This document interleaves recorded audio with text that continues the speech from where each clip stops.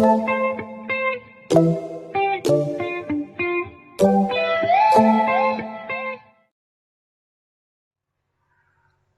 बच्चों, आज हम एक बहुत अच्छी कहानी पढ़ने जा रहे हैं पेड़ से संबंधित। परोपकाराय फलन्ति वृक्षाः परोपकाराय वहन्ति नद्यः परोपकाराय दुहन्ति गावः परोपकारार्थम इदं शरीरम।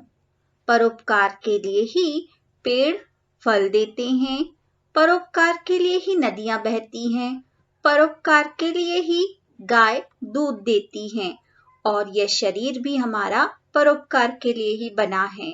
तो आज जो हम कहानी पढ़ने जा रहे हैं उसका शीर्षक है दानी पेड़।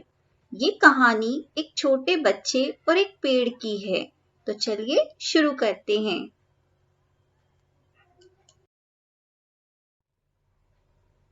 हम सभी जानते हैं कि पेड़ हमें बहुत सी चीजें देते हैं, जैसे फल, फूल, छाया, जीवनदायिनी वायु यानी कि ऑक्सीजन, और बदले में हमसे कुछ नहीं लेते। यह कहानी पेड़ों के महत्व को उजागर करती है, साथ ही हमें यह बताती है कि हमें दूसरों की सहायता भी करनी चाहिए। एक पेड़ था, वह एक छोटे लड़के को बहुत प्यार करता था। लड़का प्रतिदिन पेड़ के पास आता और उसके पत्ते इकट्ठे करता था। पेड़ पर बहुत सुंदर फूल लगते थे। लड़का फूल इकट्ठे करके उसकी माला बनाता था। वह पेड़ के तने पर चढ़ता और उसकी डाल पर झूला झूलता। वह पेड़ के फल खाता और उसके साथ लुका छुपी खेलता। जब थक जाता तो उसी की छाया में सो जाता। लड़का भी पेड़ से बहुत प्यार करता था। पेड़ बहुत खुश था। दोनों में गहरी मित्रता थी। दोनों ही एक दूसरे को बहुत प्यार करते थे। समय बीतता गया, लड़का बड़ा हो गया। अब पेड़ अपने आप को अकेला महसूस करने लगा, क्योंकि अब वह उसके साथ इतना नहीं खेलता था। एक दिन जब लड़का पेड़ के पास आया तो पेड़ ने कहा, बेटा आओ, मेरे तने पर चढ़ो और मेरी डालों से झूलो, मेरे फल खाओ, मेरी छाया में खेलो और खुश रहो। जब लड़का बड़ा हो गया तो वह उसके साथ कम समय बिताता था। तो एक दिन जब वह लड़का पेड़ के पास आया तो उसने कहा, मेरे पास आओ, मेरे तने पर चढ़ो, मेरी डालों से झूलो और मेरे फल खाओ। लड़के ने कहा, अब मैं बड़ा हो गया हूँ। अब मेरी उम्र पेड़ पर चढ़ने और खेलने की नहीं रह गई है। मैं अब चीजें खरीदकर उनका आनंद उठाना चाहता हूँ।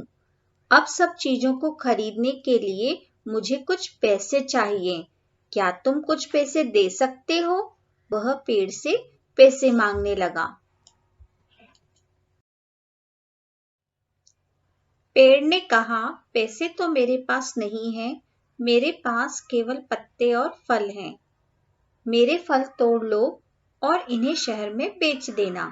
इससे तुम्हें पैसे मिल जाएंगे और तुम अपनी मनचाही वस्तुएं खरीद पाओगे। पेड़ के पास पैसे तो नहीं होते हैं। उसने कहा, मेरे पास सिर्फ पत्ते और फल हैं। तुम इन्हें तोड़ लेना और शहर में जाकर बेच लेना। उसके बाद तुम उन पैसों से अपनी मनचाही वस्तुएं खरीद लेना। लड़का पेड़ पर चढ़ा। उसने फल तोड़कर इकट्ठे किए। पेड़ बहुत खुश था। लड़का वे फल बाजार ले गया। फिर वह लड़का बहुत दिनों तक नहीं आया। पेड़ दुखी हुआ। जब लड़का पेड़ से फल तोड़कर लेकर गया, उसके बहुत दिनों तक वह नहीं आया। पेड़ दुखी हुआ। एक दिन जब लड़का वापस आया तो पेड़ खुशी से हिलते हुए कहने लगा, आओ, मेरे तने पर चढ़ो, मेरी डालों से झूलो और खुश रहो। पेड़ तब भी खुश था। वह लड़के को देखकर बहुत खुश हुआ। वह इतने दिनों के बाद उससे मिलने आया था। लड़के ने कहा, अब मुझे पेड़ पर चढ़ने की फुर्सत नहीं है। फुर्सत मतलब खाली समय। मैं युवा हो चुका हूँ। मैं अब जवान हो चुका हूँ। मुझे एक घर की जरूरत है। जिसमें मैं सुरक्षित रह सकूं। मुझे अब पत्नी और बच्चे चाहिए और उनके लिए घर चाहिए। क्या तुम मुझे एक घर दे सकते हो? अब वह लड़का बड़ा हो गया है, उसे शादी करनी है, उसके लिए उसे घर चाहिए, तो वह पेड़ से घर की मांग कर रहा है। मेरे पास तो घर नहीं है, पेड़ ने कहा, यह जंगल ही मेरा घर है, पर तुम चाहो तो मेरी शाखाएं काटकर उनसे घर बना लो, इससे मुझे प्रसन्नता होगी। तो पेड़ ने कहा, मेरे पास घर तो नहीं है, लेकिन तुम चाहो तो मेरी शाखाएं, मेरी डालियां काट कर ले जाओ और उनसे घर बना लो, इससे मुझे खुशी होगी। तब लड़के ने पेड़ की शाखाएं काटी और उन्हें ले गया अपना घर बनाने। इधर पेड़ अब भी खुश था। तो बच्चों, आपने देखा कि किस तरह से पेड़ उस छोटे से बालक, छोटे से लड़के की मदद कर रहा है। वह बड़ा होने के बाद भी पेड़ से मदद मांग रहा है। इसके आगे क्या होता है हम नेक्स्ट सेशन में देखेंगे। तब तक के लिए बाय बाय।